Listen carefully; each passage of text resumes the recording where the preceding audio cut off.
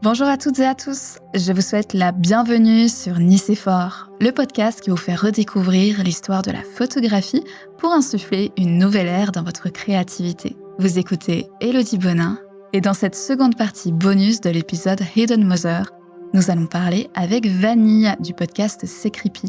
Salut Vanille. Salut, comment ça va? Ah bah écoute, ça va super et toi? Ça va. T'es la première invitée officielle de Nicéphore, qu'est-ce que ça fait? Ah, c'est une sensation vraiment merveilleuse. J'adore, je suis très honorée. Merci de m'inviter et j'ai trop hâte. Est-ce que tu peux te présenter pour celles et ceux qui ne te connaîtraient pas? Eh bien, je m'appelle Vanille et j'ai un podcast qui s'appelle C'est Creepy, dans lequel je raconte des histoires, comme son nom l'indique, creepy. Mais plus particulièrement, je raconte des affaires criminelles, des mystères et des affaires paranormales. Voilà. Mais je choisis vraiment les trucs les plus glauques et les plus creepy. C'est ça mon concept. Et c'est ça qu'on aime.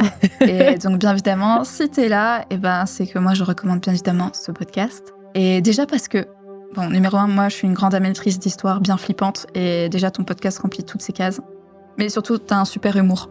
Et ça, je tiens à te le dire, parce que moi, mon humour est claqué au sol. C'est-à-dire que je ne peux même pas sortir une petite vanne. Ok. Donc, tu vas rééquilibrer cet épisode, niveau humour. Je vais faire de mon mieux. Je compte sur toi. Yes, je suis prête.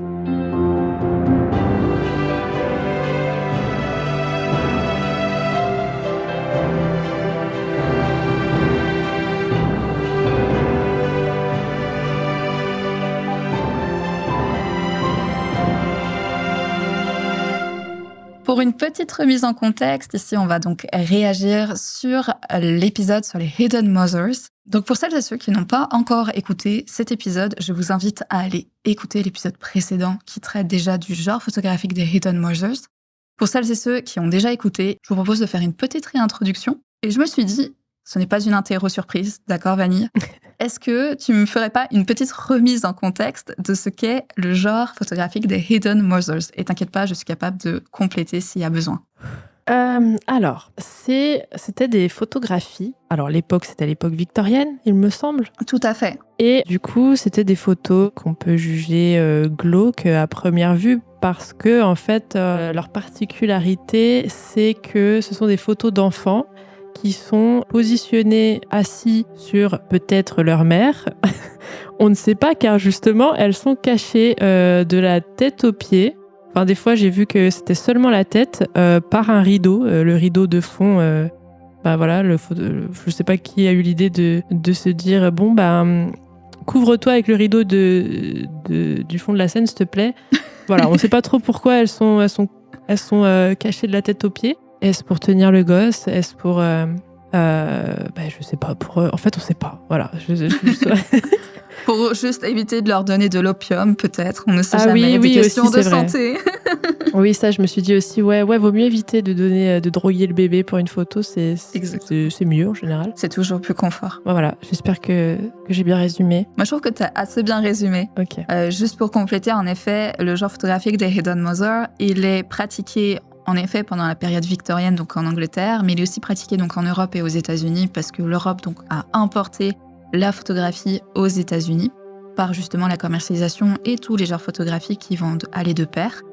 Et la photographie donc des Hidden Mothers est pratiquée plus précisément donc vraiment du début de la photographie, donc de 1838. Ça va apparaître avec le baptême des enfants. Ça va être un souvenir pour immortaliser le tout premier moment de vie important chez les nourrissons des familles chrétiennes.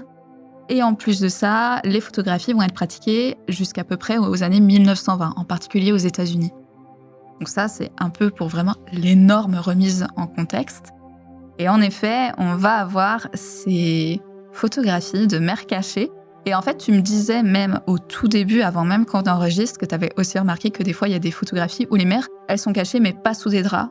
Ouais, c'est ça. En fait, des fois, on a l'impression que soit c'est le rideau du fond qu'ils font passer sur sa tête ou sur elle carrément, soit on met un drap d'un motif différent, enfin, il est vraiment juste là pour la cacher.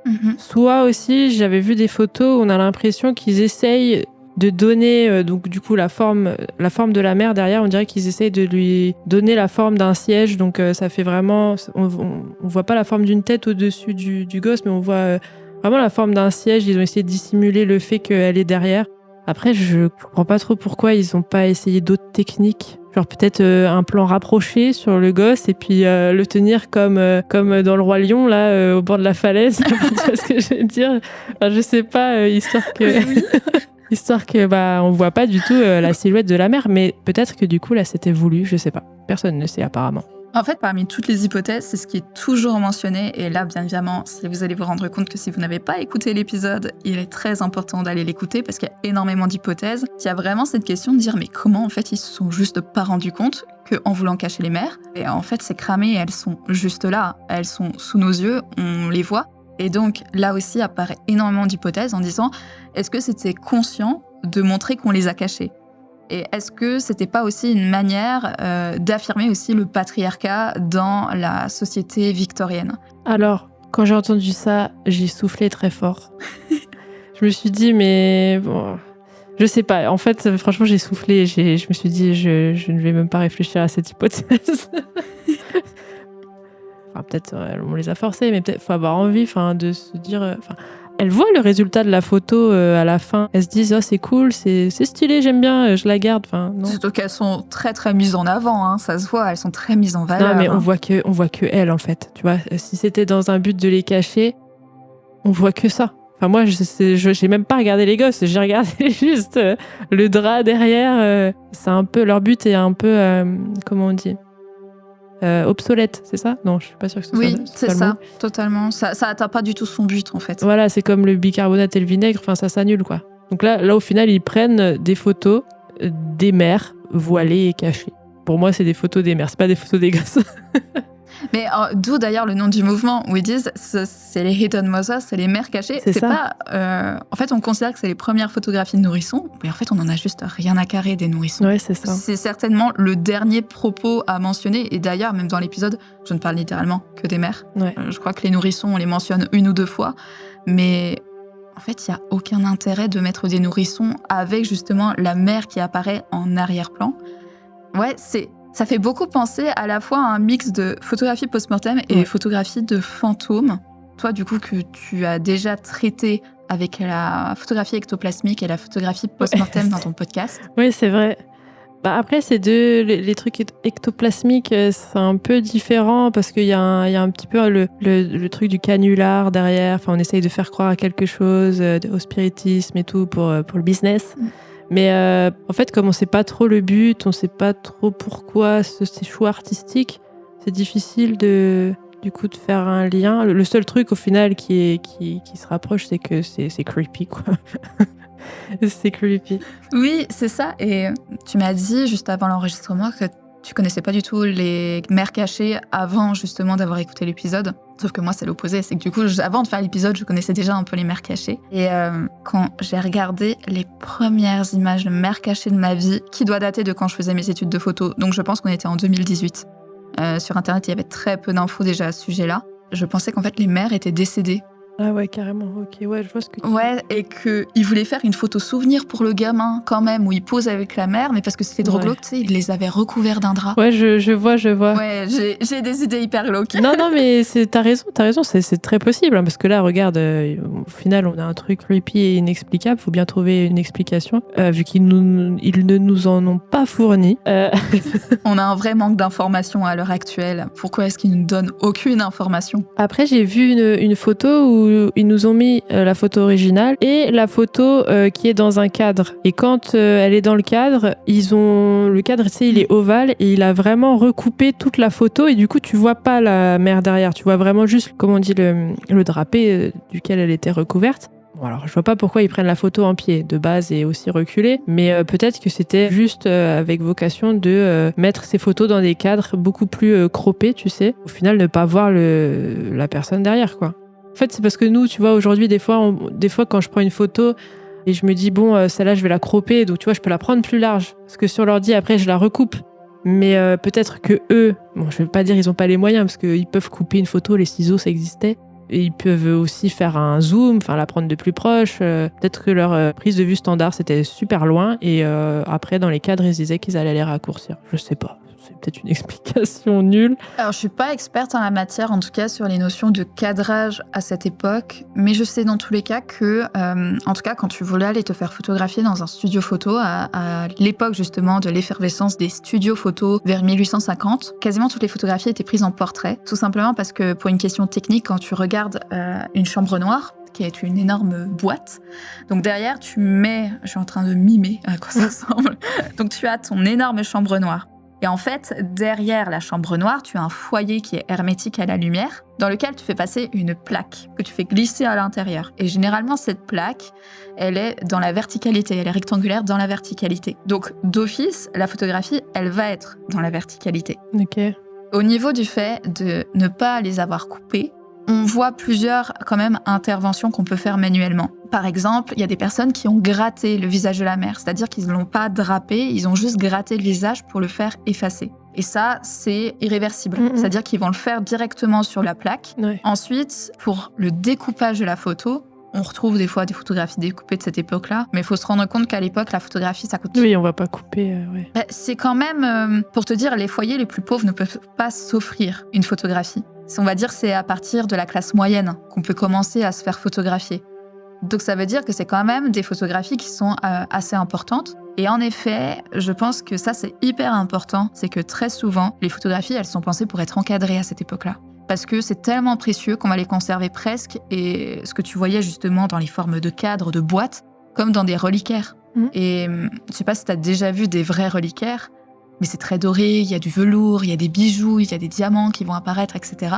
C'est extrêmement précieux. En fait, tout est fait pour montrer la préciosité de la relique qui se trouve à l'intérieur. Ouais. Et en effet, une fois que les photographies sont sorties de l'étui, on se rend compte de tout ce qui était caché derrière le cadre qui, comme tu dis, souvent était ovale et du coup pouvait faire penser, alors qu'on voyait pas peut-être les épaules de la mère, Ouais, et ben là, ouais. on va se rendre compte que non, c'est pas un fauteuil, c'est vraiment une personne qui tient l'enfant et on va vraiment se rendre compte de ça une fois qu'on va enlever justement l'étui. Et très souvent, et d'ailleurs quand on parle même de photographie post-mortem, et ben les photographies sont conservées comme dans des petits reliquaires aussi.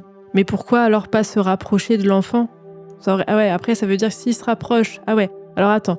Du coup, vu qu'on se dit que ça va être encadré, s'il se rapproche de fou face au gosse pour vraiment prendre que genre une photo de passeport, quoi. Une fois qu'il va le mettre dans le cadre, ça va encore plus bouffer sur le gosse, ça veut dire. C'est pour ça qu'ils prennent large de base pour laisser la place au cadre, peut-être. C'est là où mes recherches ne sont pas encore abouties. Parce qu'en fait, je me questionne. Je suis en train de me demander quand tu dis ça, si en fait, c'était pas un problème de focale. Parce que tu sais, quand tu prends une photographie aujourd'hui, même avec ton portable, si t'es trop proche de ton objet, et bah, t'arrives pas à faire la mise au point. Et je sais pas les focales, comment elles étaient à l'époque, mais je me demande si peut-être c'était trop compliqué d'être trop proche du gamin pour vraiment bien couper les épaules. Ouais, c'est ça. Mais après, ça n'empêche pas que tu pouvais quand même t'en approcher un minimum et puis ne pas montrer justement qu'une mère était cachée, par exemple, derrière un fauteuil. Parce que selon la disposition, tu pouvais vraiment cacher la mère. Aussi, ouais. Ah là là. Je crois que je vais mener une enquête aussi. Là, ça y est, franchement, j'ai vraiment du mal à concevoir le fait qu'il n'y a aucun photographe qui n'ait un jour laissé ne serait-ce qu'une légende à ses photos. J'ai pas un reçu de ses clients qui sont venus pour lui demander ce type de photos et expliquer le mouvement, en fait, tu vois. Enfin, faudrait que je vais essayer de faire des recherches. Prends un papier et note-le. Bah ouais, parce que moi, pour l'instant, je sais pas. Moi, comme je t'ai dit, peut-être que c'est des trolls. Hein. Ils ont voulu faire un troll. Parce que je vois pas pourquoi, de tous les trucs photographiés, on a toujours une explication, mais celle-là, non. Alors que c'est la plus creepy. Mais en fait, le truc, c'est que t'as aussi le mystère, et ça aussi, je t'en parlais un peu plus tôt avant l'enregistrement, c'est le fait surtout que ces photographies, de 1920 à 2000, elles ont disparu de la sphère photographique. Personne n'en a strictement jamais soit reparler, soit faire refaire surface d'un grenier ou quoi que ce soit. Il a fallu que quelqu'un aille chiner quelque part une photographie et parce qu'elle y connaissait à peu près quelque chose, ils disent il y a un truc un peu bizarre et un peu glauque qu'on n'a strictement jamais vu. Mais il n'y a pas un artiste qui s'est dit qu'il allait reproduire un effet de photo victorienne et il les a fait en l'an 2000. Il y a des photographes qui s'inspirent justement de ces photographies-là. mais Oui, j'ai pas vu, au j'ai vu, point mais de vouloir, comment dire, reproduire avec la technique. ouais. Mais pourtant, tu as quand même des photographes qui utilisent la technique du collage humide, ils savent l'utiliser, mais a priori, quand même, leur savoir n'a pas permis non plus de montrer une limite technique au fait, tu vois, qui aurait pu empêcher qu'on zoome aussi sur le visage des enfants. Je pense que s'ils le savaient, ils l'auraient dit à un moment donné, de dire « Oui, c'est bon, on est au courant, avec le collage humide, c'est impossible ». Et d'autant plus que le collage humide, la technique qui est utilisée, elle va de plus en plus disparaître à la fin du 19e siècle et au début du 20e. Et c'est ça aussi qui est vachement bizarre, c'est quand même qu'on prend une tranche de période, on va quand même voir l'effervescence de nouveaux appareils photographiques qui vont rentrer dans les foyers avec, tu vois, Kodak, qui a permis justement à tous les foyers d'avoir un appareil photo chez eux presque. Et en fait, la chambre va être vachement optimisée avec des nouveaux objectifs. Et c'est là aussi où la question de la focale, elle disparaît parce que ils ont réussi à transcender justement les problèmes techniques des premiers temps de la photographie. Donc à moins que c'est juste pour respecter les codes qui datent d'il y a 50 ans, c'est quand même vachement bizarre. Ouais, je sais pas. Écoute, là, je me retiens, sinon je vais aller sur Google, donc je vais faire des recherches. Et j'en ai fait un peu tout à l'heure, mais j'irai après. Je veux savoir. Je peux pas accepter que c'est un mystère. Moi, je demanderais à ChatGPT parce qu'a priori, ChatGPT, il connaît dans tellement de choses. J'allais le faire tout à l'heure. Et j'ai oublié. Je voulais savoir si lui, il avait une idée parce que j'arrive pas à accepter que c'est un mystère. Je suis désolée. Vas-y, pose la question à ChatGPT, je te laisse le temps libre pour aller lui poser. J'ai envie de savoir ce que va dire ChatGPT. Après, des fois, il dit des conneries, mais on va voir. Formule bien ta question. Tout est dans la formulation. Alors, bonjour.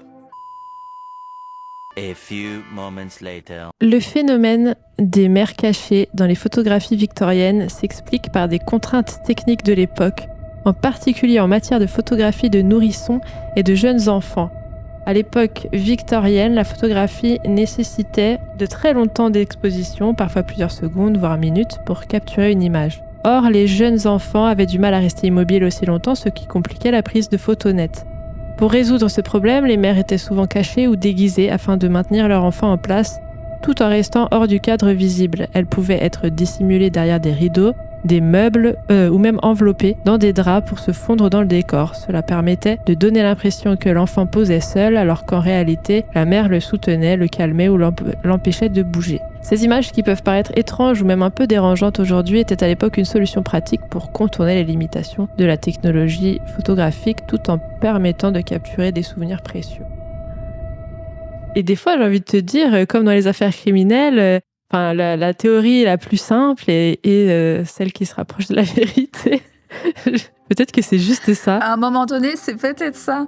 Mais après, franchement, je suis quand même assez d'accord avec toi en disant il y a tellement d'autres manières de tenir un enfant, de le tenir calme, sans bien évidemment le droguer. Ça, on est d'accord, on ne drogue pas les enfants, c'est pas bien. Ou juste de faire en effet un petit portrait en coupant peut-être un peu les pieds, puis tu tiens au moins au niveau de la taille l'enfant pour pas qu'il bouge trop. Il y en a des photos qui sont ultra réussies. Il y en a où on dirait il est vraiment assis tout seul sur une chaise. Donc pour cela, j'imagine que le photographe était très bon. Mais peut-être que les autres étaient juste nuls et que... Enfin, nuls. Ils avaient vraiment... ils mettaient pas d'effort, quoi. Il fallait juste que le gosse ait l'air tout seul et puis c'est tout, quoi. Tu vois ce que je veux dire? Et puis, si tu distribues la photo à ta famille, ils vont comprendre que c'était pour faire genre qu'il tenait tout seul et que toi, t'étais derrière le drap. Puis c'est rigolo à raconter le dimanche après-midi autour d'un café. Enfin... tu vois? Alors oui, c'est moi derrière. C'est moi, Théodore. Surprise. Oui, bonjour, j'existe. Oui. Non, mais c'est drôle en soi, tu vois. Soit, peut-être qu'il faut pas le voir de manière creepy. Il faut se dire, elle veut juste tenir l'enfant. Et puis, comme c'était les débuts de la photo, ils se sont dit, on va faire comme ça. C'est pas la meilleure manière, mais c'est drôle. Et puis, ça fait un bon souvenir. Voilà. Tout simplement. Oui, et puis en plus, il y a totalement un lien avec... c'était la théorie, je crois, de Lee Marks, qui dit que justement, sur la question de... Ah, mais bon, les photographes, ils se sont bien rendus compte que c'était un peu navrant de voir à quel point ils n'arrivaient pas à cacher les mères.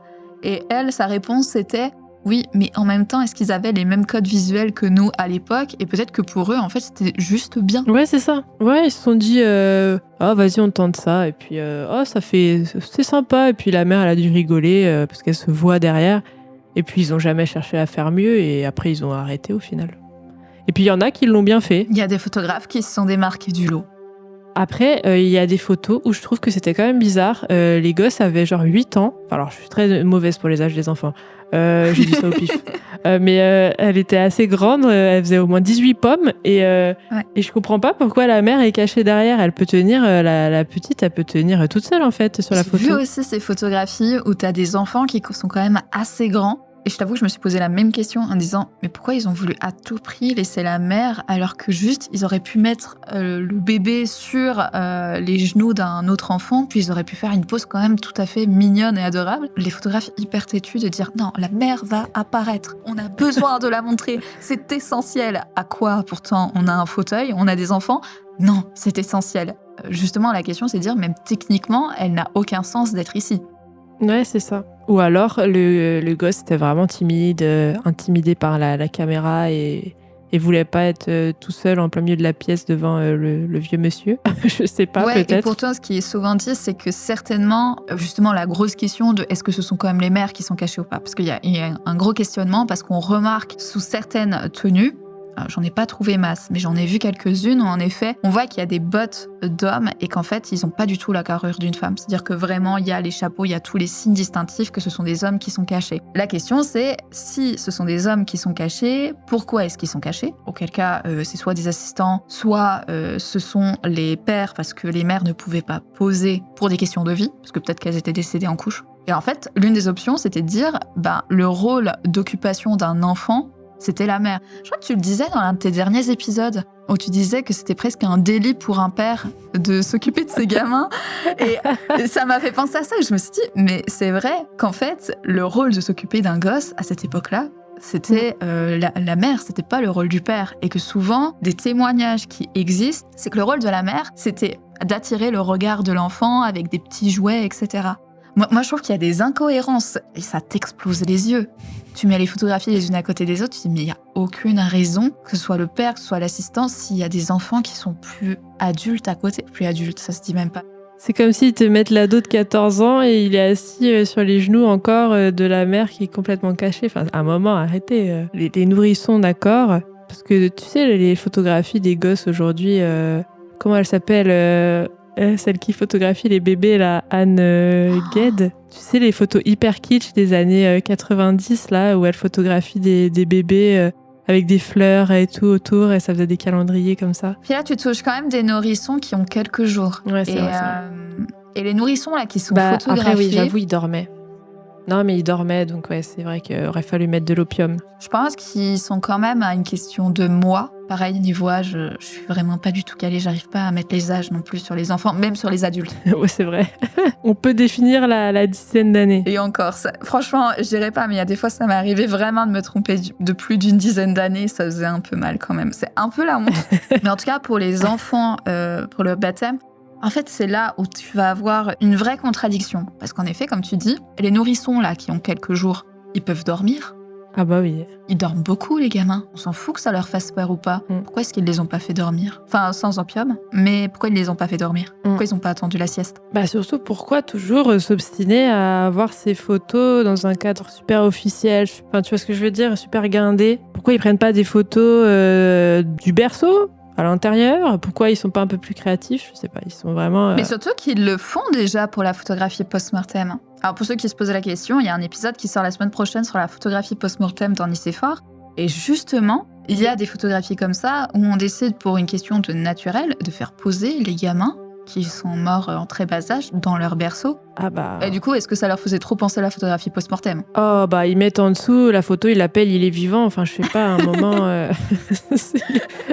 Et ils écrivent vivant ou mort en dessous, je sais pas. Pourquoi chercher plus compliqué? Ils commencent à nous faire chier, hein. C'est vrai. En vrai, ils pourraient quand même l'écrire. Ils pourraient quand même signifier d'une autre manière, parce que justement, même eux, ils disent que des fois, les photographies des Hidden Mother fait penser à des photographies post-mortem de nourrissons et qui sont obligés des fois de colorier les joues de certains nourrissons qui sont vivants pour affirmer qu'ils sont vivants. Mais en effet, ils avaient juste à écrire, même au dos des images. Et oui, ils avaient... Je sais pas, ils nous pondaient des livres de 400 pages, mais ils pouvaient pas nous écrire sous une photo un peu plus de contexte. C'est tout ce qu'on demande. Mais surtout, attends, ça me fait penser à un truc. En bas de chez moi, je suis en train de te raconter ma vie. En bas de chez moi, j'ai un cabinet de curiosités. Et j'adore y aller. Waouh. Et ils ont plein de choses photographiques, dont des photographies post-mortem, où justement ils sont endormis dans des berceaux, etc. Ah ouais. Et là, c'est Ouais, des ouais. bébés. Et j'ai vu dans un coin un livre. J'ai ouvert le bouquin et en fait, c'était un livre de photocartes du 19e siècle. Et dedans, il y a des photographies de bébés. J'ai même pas tiqué. Mais les bébés, ils sont assis comme sur des, tu sais, les tapis de laine ou, tu sais, tout Ouais. touffu. Ils sont juste assis dedans et personne ne les tient. Ouais. Et là, on doit être au 19e siècle parce que c'est du photocard, donc je juge que c'est à peu près vers le 19e siècle. Pourtant, le bébé, il est C'est bien. des trolls. Il est pas flou, il est hyper net, il regarde l'objectif et personne ne le tient. C'est des trolls ou alors c'est un photographe qui était vraiment nul et qui était vraiment pas créatif. Il avait vraiment la flemme. Il avait un rideau qui refourguait à tout ce qui arrivait. Et voilà. Il nous a fait des photos nulles.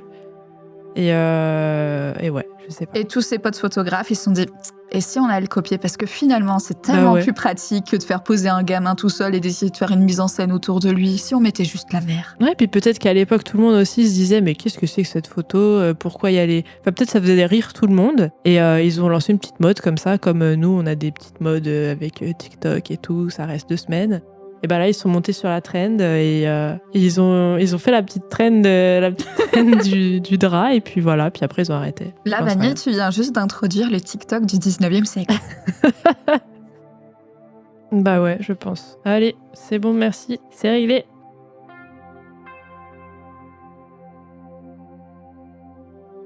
Merci d'avoir écouté cet épisode de Nice est fort et merci à Vanille d'avoir participé à cet épisode. Vanille, dis-moi, où est-ce qu'on peut te retrouver et quelles sont tes dernières nouveautés? Alors, déjà, merci beaucoup de m'avoir invité, c'était trop cool. J'ai beaucoup aimé parler de trucs creepy avec toi, c'est toujours un plaisir. Et sinon, pour me retrouver, comme je l'ai dit au début, il y a mon podcast qui s'appelle C'est Creepy, qui est dispo sur toutes les plateformes, Spotify, etc. De toute façon, si vous écoutez ce podcast, vous trouverez mon podcast sur la même plateforme. Et je suis aussi sur YouTube et bientôt... j'espère que plein de vidéos creepy sortiront. Donc vous pouvez me trouver aussi sur YouTube. C'est le même nom, c'est Creepy. Merci beaucoup Vanille. Et n'hésitez pas vraiment à aller vous abonner, à suivre toutes les actualités de Vanille et surtout à vous abonner aussi à son compte Instagram pour avoir toutes les dernières actus. Avant de partir, je vous invite à laisser des étoiles et un avis, sans oublier de rejoindre la communauté de ce podcast sur Instagram et Discord, en sachant également que C'est Creepy a également son Discord et que vous pouvez aussi aller le rejoindre. C'est vrai. Si vous souhaitez soutenir et faire perdurer Nice est fort podcast, vous pouvez rejoindre mon Patreon à hauteur de vos moyens, vous donnant ainsi accès à des épisodes exclusifs, ainsi qu'à la revue trimestrielle du média. Je vous donne rendez-vous dans une semaine pour un nouvel épisode historique et photographique. D'ici là, prenez soin de vous et n'oubliez pas, pour être inspirant, il suffit d'être inspiré.